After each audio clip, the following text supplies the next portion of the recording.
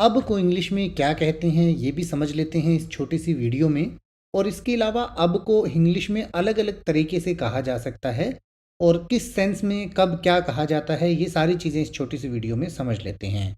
अब को इंग्लिश में नाउ भी कह सकते हैं। नाउ का मतलब होता है जो इस समय चीज़ हो रही है, यानी कि मान लीजिए कि कोई कहता है तुम अब आए हो, तो उसको कहते हैं आर यू कमिंग नाउ, मतलब कि तुम अभी आए हो। तो इस तरीके का जो नाउ होता है या इस तरीके का जो अब होता है उसके लिए नाउ इस्तेमाल किया जाता है, यानी कि इस समय। और कई बार आजकल या अब के लिए भी नाउ कहा जाता है।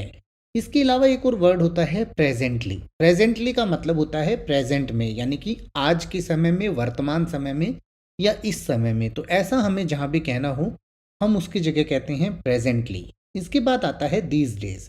दीज डेज का इस्तेमाल हम उस जगह करते हैं जहाँ हमें ये कहना हो कि भाई आजकल के दिनों में ऐसा होता है, आजकल ऐसा होता है या अब ऐसा होता है। यानी कि जब हम एक जमानों की बात करते हैं, भाई इस जमाने में ऐसा नहीं होता था लेकिन अब इसमें ऐसा होता है, तो उसके लिए हम करते हैं दीज डेज।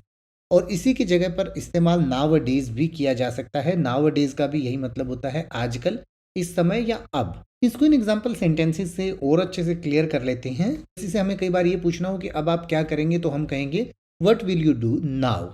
वह वर्तमान में अपनी पीएचडी पर काम कर रहा है या कर रही है। अगर रहा है तो हम कहेंगे ही इज, और रही है तो शी इज।